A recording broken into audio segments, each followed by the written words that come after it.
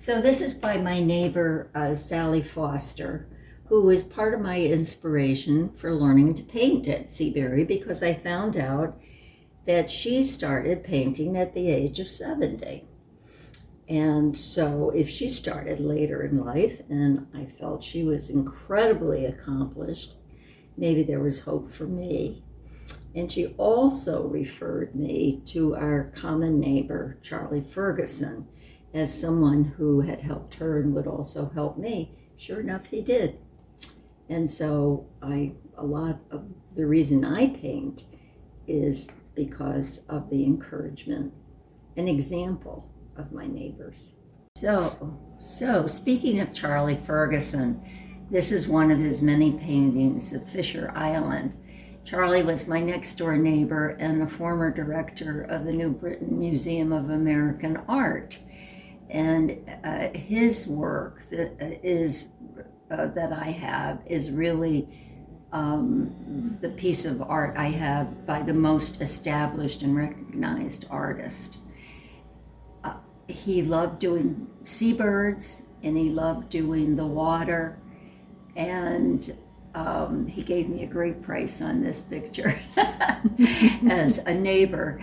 The other thing that's fun about Charlie is that he did huge murals for people's walls, and he did them in the apartment next door, but the canvases were too big for him to hang by himself, and so he used to call JP to come over and help him hang the canvases before he painted.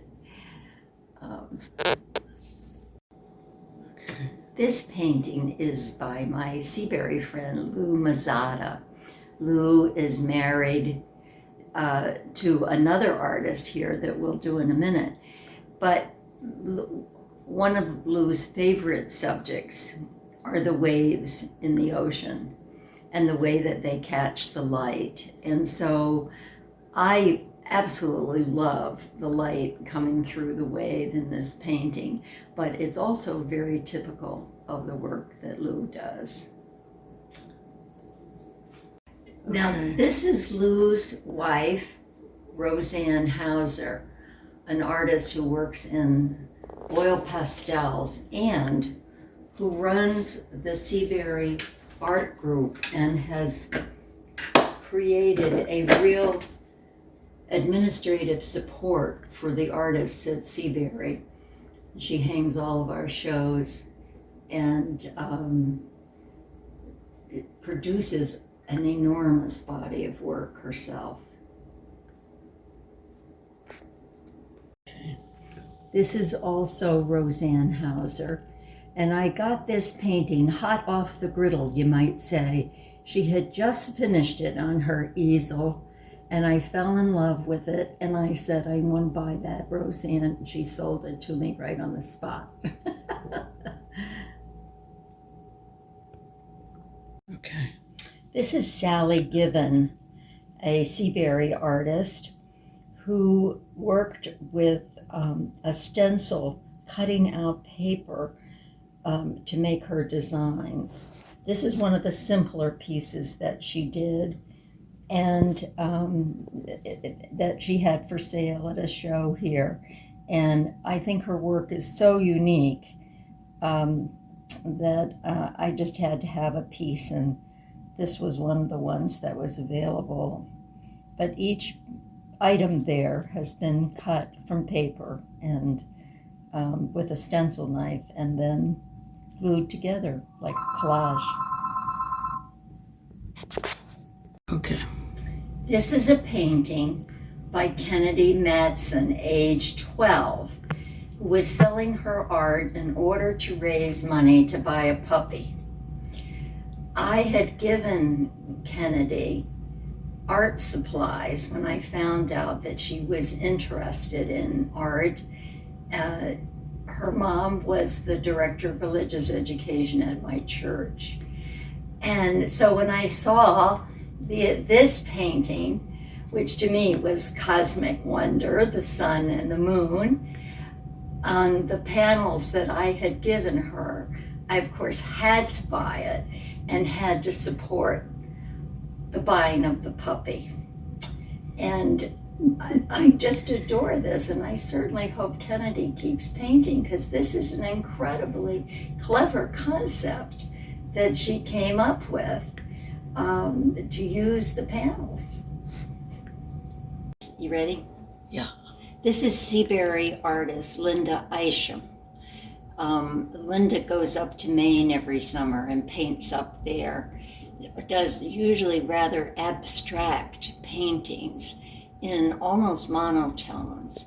This one is a little more literal than some of her work, but you can still see the abstract sense of space and light and dark that she tends to. And she's a very, very accomplished artist, and I love her work, and was happy to buy this at one of her shows here at Seabury. Ready? This photograph was taken by my Seabury friend Carol Simpson's grandson, and Carol gave it to me for my birthday a couple of years ago, knowing how much I love the Milky Way and that I would appreciate both her grandson's work and the image that he took. So this is a real treasure for me. I absolutely love this photograph, and I hope her grandson continues with his photography work. Okay, this is my church, Unitarian Society of Hartford friend Diane Cadrain, who started the Artist Way group at our church, of which I've been a member for more than 10 years. Diane started out doing this fabric art and was told when she went to show it in art shows that she couldn't show this kind of thing in an art show. It was a craft. And so she was rejected. Well, Diane was not to be deterred. Her work became more and more sophisticated, and she now regularly shows in juried art shows, and often her works are bought on the day they are hung. And for much more than I paid for this early piece, a lot of her work is of the sand flats, the tidal flats on Cape Cod, which of course I love because of my memories of our house in North Truro. Okay. This is by Bev Spence, a dear friend also from church, from the Artist Way group. Bev this was her phase when she was working in oil pastel. She's an extraordinarily creative artist and writer, and has also been the final editor and reader of both of my volumes of published poetry. I am very indebted to Bev in many ways, but this particular piece, given my love of all things cosmic, just captured my heart. It's a star tree. Okay. So a year after my husband died, I went on a cruise with my son Mark and his wife Angela. And I met a guy named Paul on the cruise who was also an artist, and we often sketched together. We corresponded for a little while afterwards. I think I was hopeful that it might amount to something, but he stayed in West Virginia and I stayed here, and ultimately the correspondence ended, but not before. He sent me a photograph of this painting he did in Italy, which I loved because when I was in Italy, I fell in love with the clotheslines hanging outside the windows of all the buildings, especially in Venice, which is where this was painted. And so this is a nice memory of a boat cruise with Paul and his beautiful artwork. This is a white line painting by Anne Brock. Essentially, she takes a wood block and she gouges out what you see as the white lines. And then she uses the different colors on that wooden frame and impresses on a canvas over and over until she gets all the colors that she wants. Anne is a resident here at Seabury and part of our artist group, but more fun than that is that this painting is from Cornhill in North Truro, near where John and I owned a home.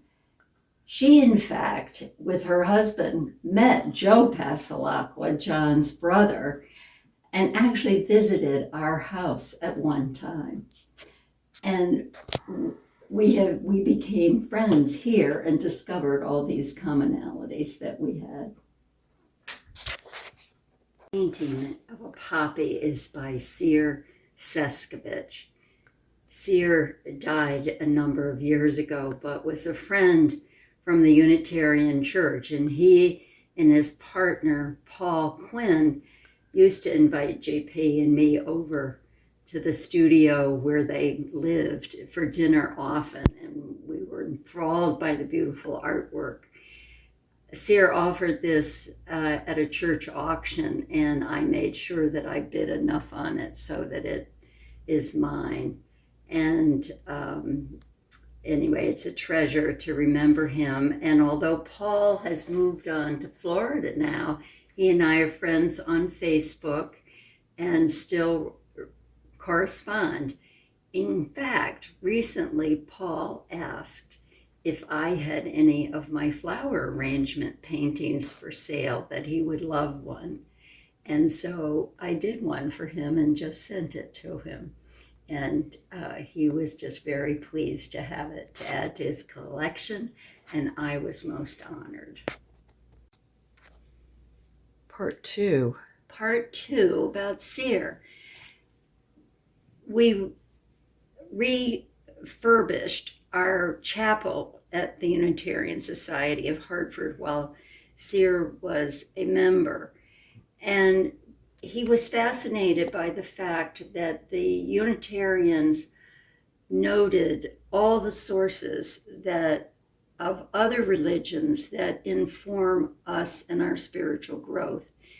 And so he made about 10 3D wall hangings representing the 10 different religions that we name as our sources.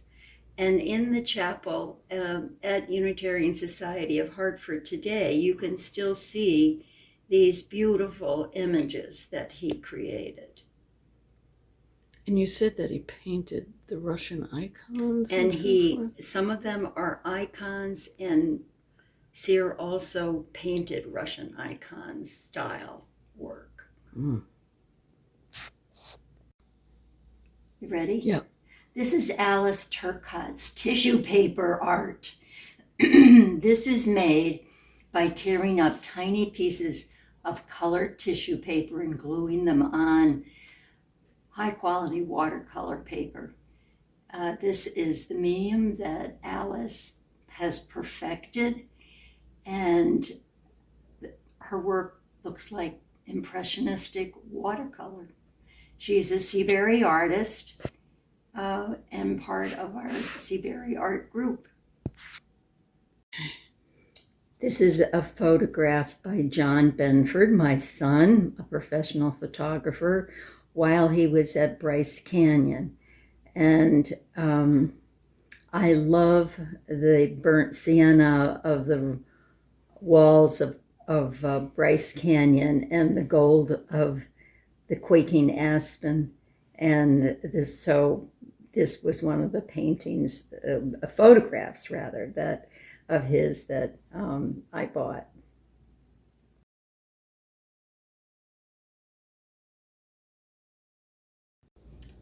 This is another photo by John Benford. This is one of the first ones that I fell in love with and asked for, and John gave it to me for Christmas. And later, when I got more into my own cosmic paintings, and John was visiting here. He says, "You know, Mom, I know why you love this. It sort of looks like those images that the Hubble takes of the universe, maybe a nebula or an supernova." Okay.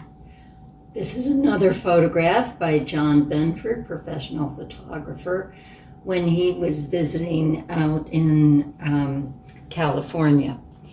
I love little sparrows who sing their hearts out. And so I fell in love with this, both because it's a beautiful image of the California coast in a certain mood, but also there is that lovely little bird singing his heart out. Okay. This is a photo by John Benford, part of his early work about American farmers. This is the straw, if you will, left over from a garlic harvest at a garlic farm. But to me, and also to John, it looks a bit like the manger scene in modern times, with a little holy light showing in the stable door. Another farm photo by John Benford of the apple picker and the special apple tree ladder. This brings to mind a Robert Frost poem.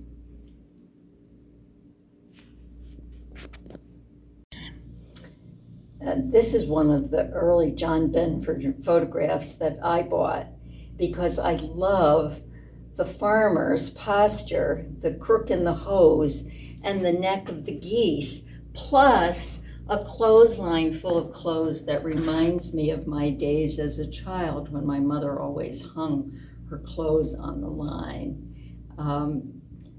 This is so evocative to me. And the other interesting thing is that the frames that John uses for this farm series is all reclaimed wood from fences. Okay, this is the last of the 4 pictures that I bought and have given to Seabury, all by John Benford. And what's a farm without the animals? And what's farm animals without spring babies? I love the colors of the lambs and the sheep in the barn in this picture. And it's just full of life. During COVID, my grandson, Scott Birch, took a pottery class online at Manchester Community College. And at Christmas time, he gave all the family members a piece of the beautiful work that he had done that semester. I love this simple black vase, hand-built, that he gave to me. I'm touched especially by it because I tried pottery work for a while myself, and I think it makes a stunning holder for my collection of feathers, and it's part of sort of my tribute to Native American culture in this corner. This beautiful abstract is by my late husband, John Pasalacqua, my Renaissance husband, who did a little bit of everything. And for a while he took some art classes, and this was my favorite piece that he did. It looks cosmic to me, magical, mysterious, and inspires awe. This piece is by John Pasalacqua in his pottery phase, and he called it Compassion. Now, he didn't have live models to use for these 2 beautiful mature nude women. And I will admit that he asked me to sit bare-assed on the floor so he could get an idea of how a woman's hips flowed if she were sitting. So there's a little bit of me in this. There is more, though, that when I had a croning ceremony at age 50, John gave this to me as a gift. And at the time, I was surrounded particularly by the love of the females in my life. And so these two women embracing each other in compassion was very appropriate. This is a piece of art from the Middle East that John Pasalakwa brought back from one of his business trips, I think from Abu Dhabi. But what he said was, it's a signed piece by a Middle Eastern artist, and as I understood it, painted with a 1 or 2 camel hair brush. I suspect that it's intended to represent the great poet and saint of the Middle East, Rumi. Okay, this is the first piece of art that I ever bought. And it was when I was single, after I had divorced and before I remarried. And it was a dark time for me. And I was trying to be courageous in my growth and development. And I went to an art show in Avon and I saw Daryl Johnson's work.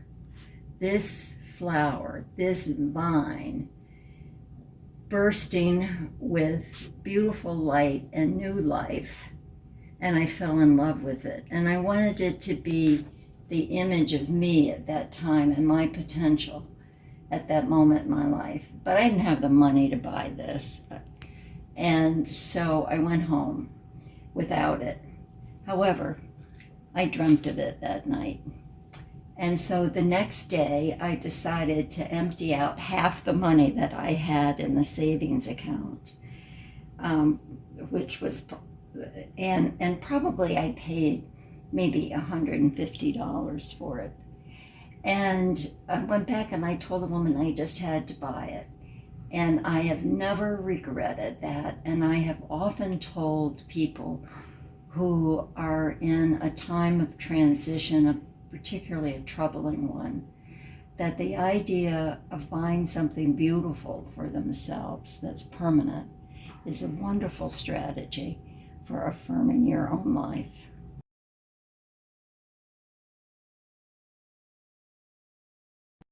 Whoops. Okay. This is my first Catherine Elliott that I bought. It was at like a farm stand sale up in Granby. Catherine lives in Simsbury and is a wonderful impressionist artist, contemporary, and was just getting started at that time in trying out different markets, literally a farm market. And I call this painting The Little Cloud, and I fell in love with it, and I spent probably barely paid for the frame she put it in.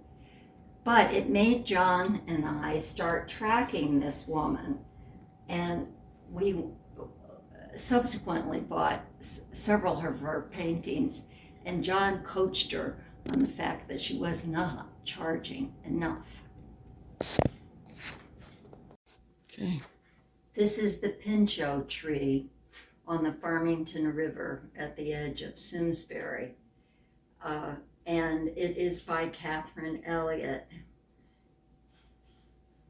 The tree at that time was regarded as the largest tree in Connecticut by some kind of factor of the circumference of the trunk, the height, and the breadth of the branches at their greatest point.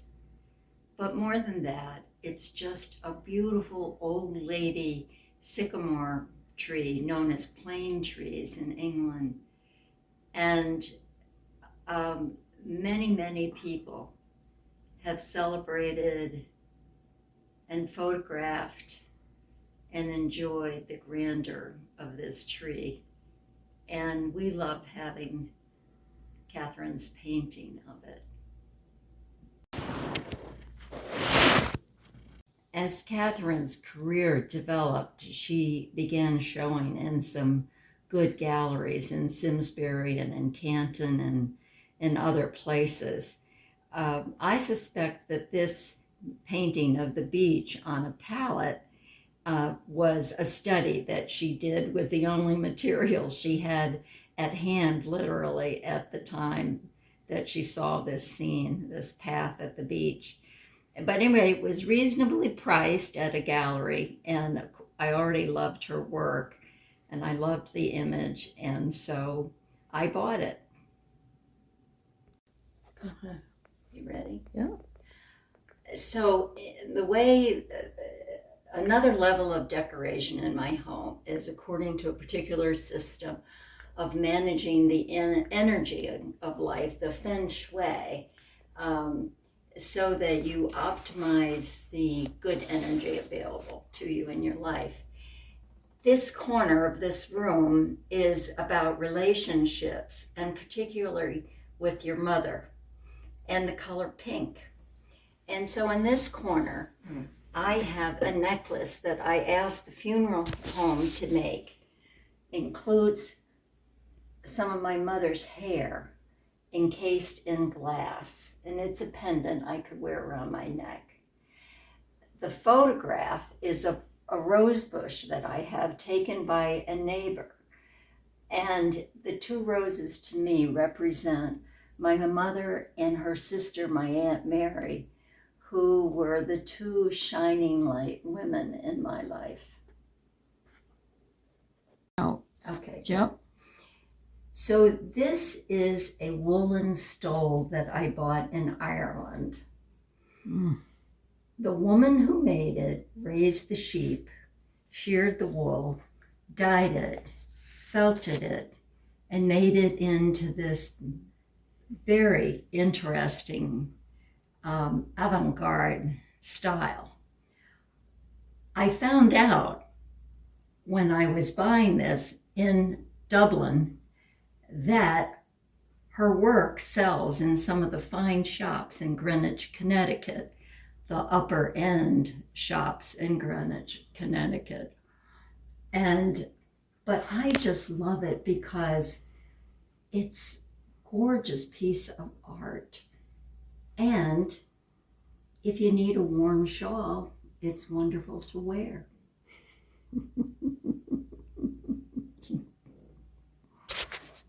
Okay. This is the final piece by Catherine Elliott. This is the meadow below Talcott Mountain in Avon. The Hugline Tower would be on the top of that ridge to the right if you were standing in the meadow and looked in that direction. This shows Catherine's work emerging more clearly as an impressionist, the use of plein air art, the light and dark that artists like Monet and so forth made famous many, many years before. Catherine at this time was still not established particularly. But John and I, as I said, had started following her work. And when John saw this painting in her home where she was selling it and asked the price, he told her that she was asking only half of what she should have asked. And so he offered to pay twice that price and coached her to begin charging more for her artwork. Which, interestingly enough, she did until we couldn't afford it anymore. But when I still see her work, it's just become more and more beautiful. And I am so happy to have participated in her career in the beginning, and to know that some almost 40 years later, she's still going strong.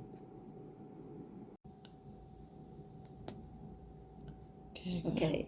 This is an artist that John and I found out about when we were visiting the Cape, at our house on the Cape, in a gallery in Wellfleet. And this man made life-size statues that we fell in love with, but they all had these whimsical characters and features that you see in this this one that is actually quite a bit smaller. The big ones obviously cost thousands of dollars, but once in a little gallery in Simsbury, some of the small works by this man were shown, and it was near John's birthday, and I decided to invest in one to buy for him for his birthday. And this one particularly appealed to me, of the playfulness that I saw in John a lot of the time, with these little ones laughing and tumbling out of the man from his heart. And so this was my birthday gift to John, and still a nice memory of both those times in Wellfleet and our going to art galleries, and also his playful nature. Okay. This is by an artist also that we met in Wellfleet, a glass artist that was known for a bullseye that he used. You see it in the center of this piece with an etching on it. And so we asked him for a custom-made piece, and we said that we wanted it to show sand dunes and the sandpipers, and maybe the sail of a boat, and images that represented the sea there that we loved. So the guy set to work on it, and after many months, we got a phone call from him, and he said, "The piece is done, but something happened to it while I was making it, and it is okay if you don't like the piece. I'll do another one for you." And we said, "Well, what happened?" And he said, "I can't describe it. You'll just have to see it the next time you come to the Cape." So the next time we went to the Cape, he showed us the piece. And what he was concerned about was, as he put together the sand dunes, the sandpiper, the waves, the sailboat, and his trademark, the horseshoe crab. He also created a Madonna holding the baby, right, Jesus. Right. And because of the symbolism of that, he thought we might be offended and not want it. But what in fact he had done is make a far more valuable piece than we had paid for. And so we have always called it La Mer, La Mer. Okay, go ahead. This is made from a gourd, and I bought it here at Seabury from the artist who was showing her work in the art gallery that we have here at Seabury. And I just fell in love with the piece, and I don't know what more to say about it. Yeah, It's just so creative and so unusual, and using the materials of a gourd. Uh-huh. This piece is from a burl of wood, and you can see the unusual design. This is so smooth. Looks like a cat to me. Yeah. And it was done by Ron Bressolano, and it's sugar maple. Ron or Ray? Bressolano. Oh, that's Ron. Okay. Huh. And sugar maple. Yeah. Yeah, it does look like a cat. And the piece in the back, you said, And the piece in the back, I bought at a consignment shop because it kind of went with the other stuff. It does. It does. It may not be handmade per se, but it's very complimentary. Yes. With your things? Okay. This wooden seagull was made by a man who lived in Granby. The beak of the seagull has gotten broken off over the years, but the really beautiful thing about this is that John's two business partners, Dave Shop and Sam Paul, gave this to JP. And the bird flies.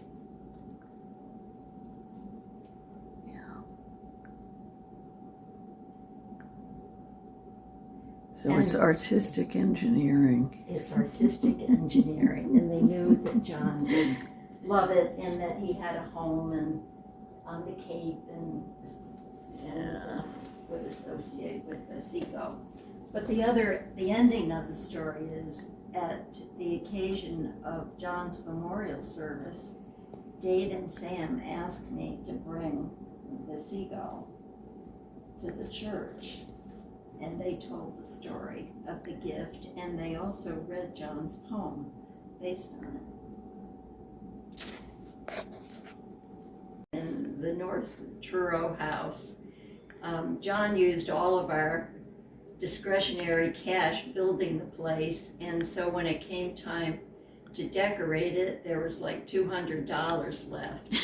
And so I went around, and it had beautiful interior reclaimed red oak beams, and that were wonderful for hanging things. And so I went to the kite store, and I bought beautiful kites that represented images from the shore, and I bought this wind chime to hang, and that was how I decorated the house. It was with the kites. Said, well, I can take a photo of her and send it to them. And so he took a picture of her, and she's all perky, her hair looks good, and she's got on a pink nightgown, and she's smiling at the camera and all this. And so he sends the picture down there, maybe to Bruce or Johnny, who had an email account, and it just blew their mind, because they couldn't, it was so different than how they imagined the shape she was in. So it was neat. And are you recording me? I assume you are.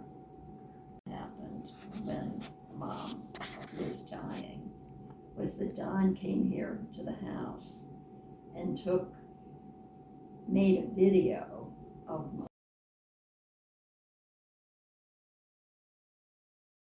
my albums and photos of Mom and Dad and me as a child, and I don't remember how he even figured out what was what. But he made a video like you would show at a memorial service of a person's life. Right. Except that he took it to Mom at the nursing home, so she could where see they it. played it on the big screen for her, and she got to see the story of her life. This is your life. Set to music that she liked. And what a gift that was from Don. That was so precious.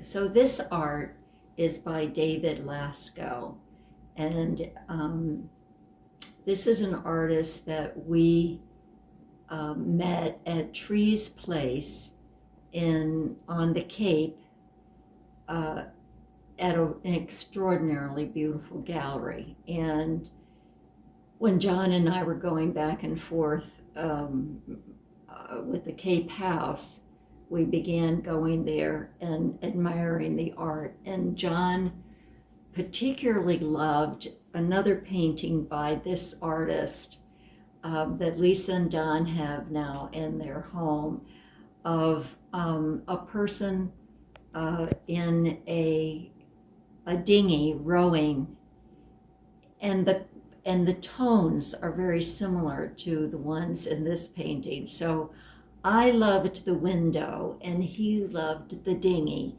And so we bought both of them. And that made Mr. Lasco very happy. And, but really, the quality of his artwork and his work with the light is so evocative of something that just happens on Cape Cod. It's beautiful to experience, and I would imagine extremely difficult to actually capture in a painting. So this is a favorite, and the one of the dinghy is a favorite of JP's.